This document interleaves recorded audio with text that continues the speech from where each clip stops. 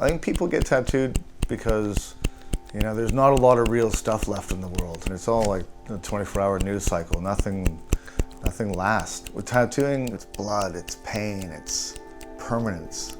When you get that needle in your skin for the first time, you have to be there. You can't just call it in. You have to sit there and take the pain, and then sit there and heal it, and then you got to live with the consequences of your action. Hey guys, welcome to the show this week. So, look, this is my second time recording this. The first time got way too long and long-winded, and I'm going to keep it shorter this time.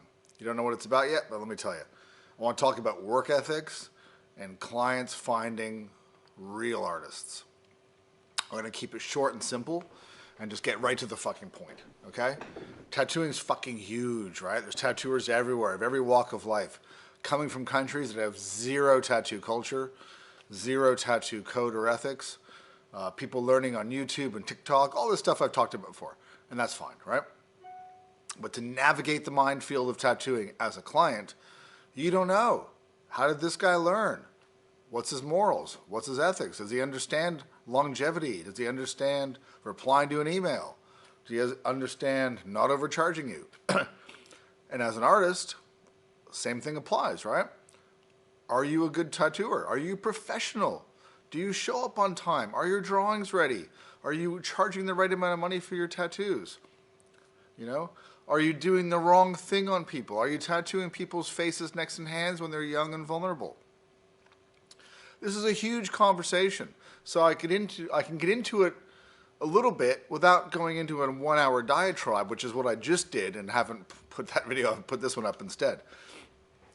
So the basics of it is this, right? If you're a young tattooer or a tattooer of any stripe, however long you've been tattooing, you need a code of ethics. You need a morality to what you do, right? You should aspire to be the best tattooer you can, not just in your art and your technicality, but in your customer service. I have a shop now for almost 10 years, and I ran another shop for 5 years before that. So I've seen in my shop alone 50 at least tattooers come and go over the last 10 years, and then countless others in the shops I ran before that. So I can tell you now that there are far less tattooers that have a good code of ethics and even have an understanding of what tattooing is than there's ever been in history. Back in the old days, you had to learn at a good shop. There weren't that many shops. So generally speaking, someone come to my shop and they're like, oh, I learned to tattoo myself in my kitchen. I've never worked in a real shop before. I wouldn't hire you.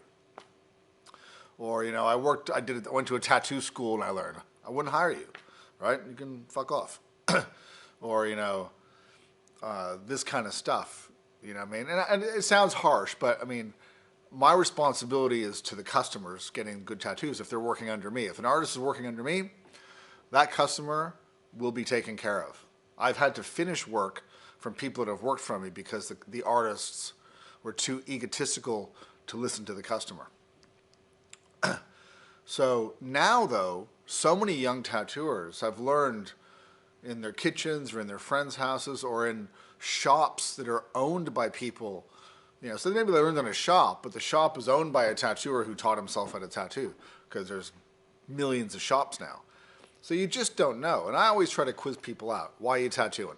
If money is the number one answer, like, oh, I'm tattooed for money, that's a red flag for me, right? Obviously, we're all tattooing for money, for compensation for our work, but that shouldn't be the driving force of why you make a tattoo. You should make a tattoo because you're passionate about art and the craft of tattooing. Making a nice tattoo that makes the client happy, but also is a good tattoo that you know will last the test of time and last forever. This is what tattooing is about. This is my code of ethics. Right? And my code doesn't have to be the same as your code, but you need to have a code. You need to have something you believe in that you can stand behind. If you're going to tattoo an 18-year-old girl's neck or face or hands, what's your reason? What's your code behind doing that?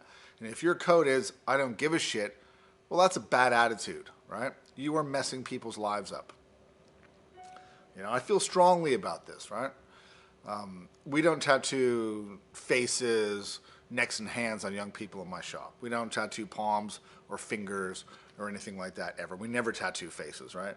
We'll tattoo necks and tops of hands on older people that already have existing tattoos, or people that are past that age where it really matters anymore, and they're old enough to make their own decisions.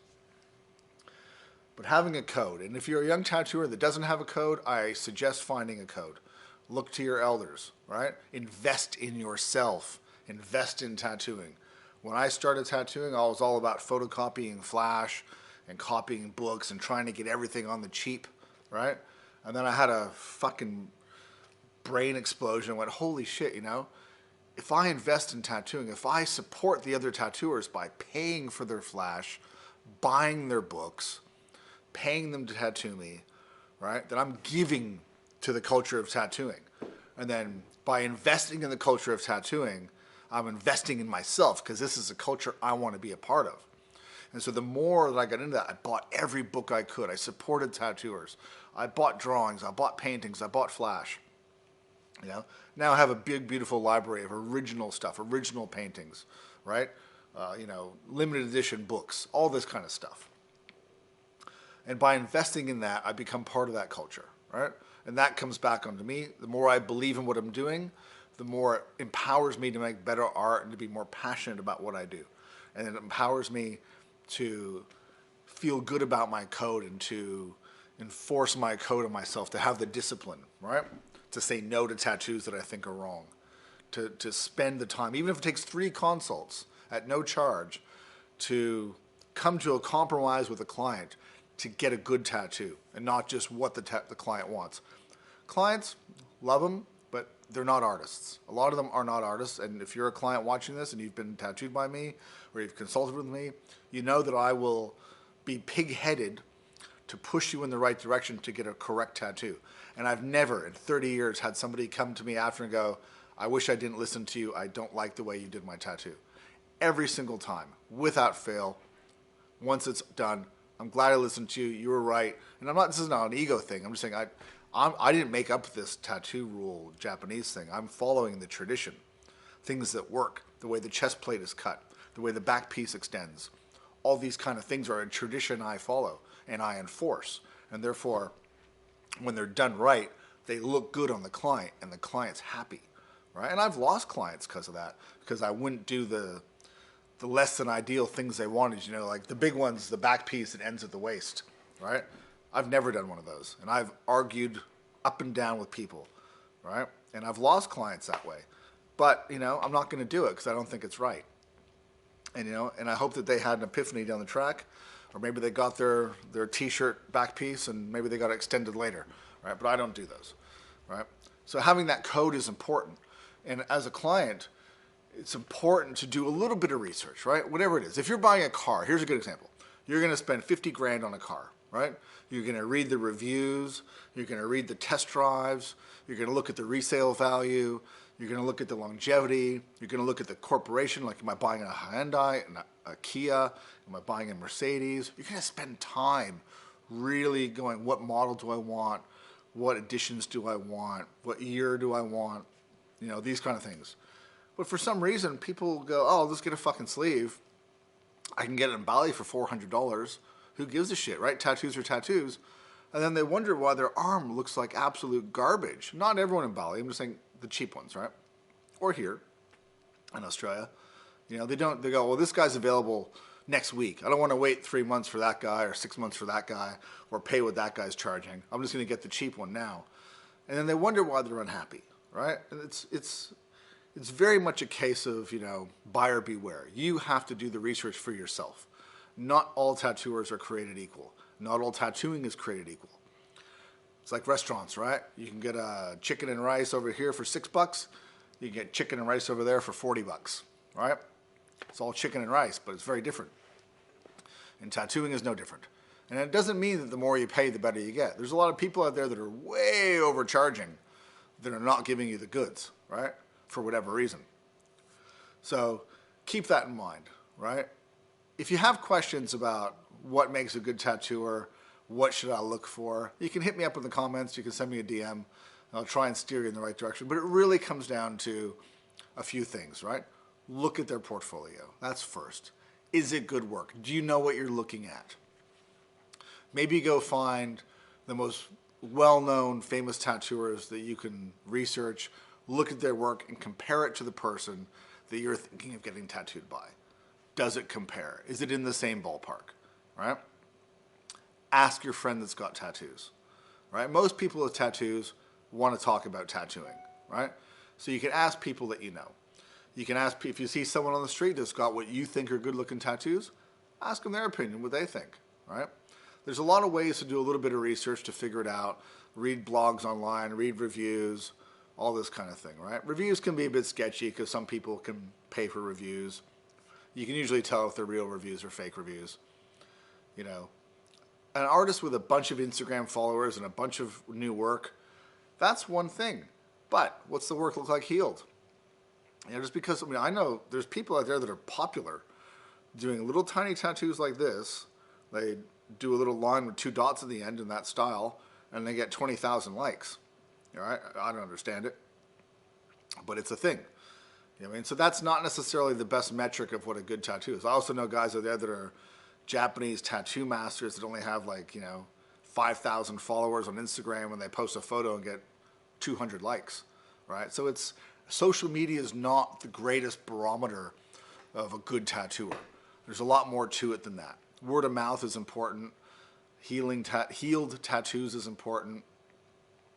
Maybe a professional website. Send them an email. Do they respond? This kind of stuff. This stuff's important. And as a tattooer, if you're a young tattooer that wants to be a serious tattooer, then take tattooing seriously, right? Wear nice clothes when you're working. Dress up a little bit. Clients appreciate it. Before I worked on the floor, before I was doing tabori, I used to wear a suit and sometimes a tie when I tattooed because people appreciate it. If you're charging good money, look the part, right? Give them confidence that you care. You have self-respect. Respect them by also showing up dressed appropriately. If somebody showed up to your tattoo appointment with a dirty singlet, headphones on, saggy shorts, and a pair of flip-flops, you're judging them a little bit, right? And so if you're dressed like that while you're working, what do you think the clients are thinking of you?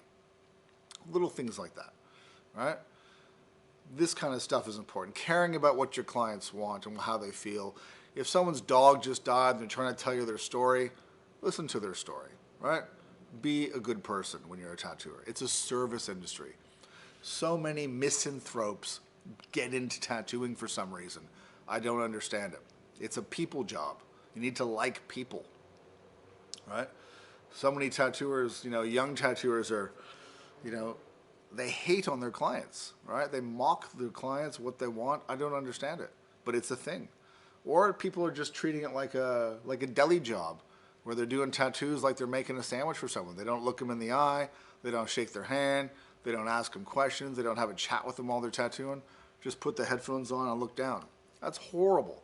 I can't imagine being tattooed like that. So these are all things to take into consideration. All right? So that's my little short version of my rant today. Right? Have a code.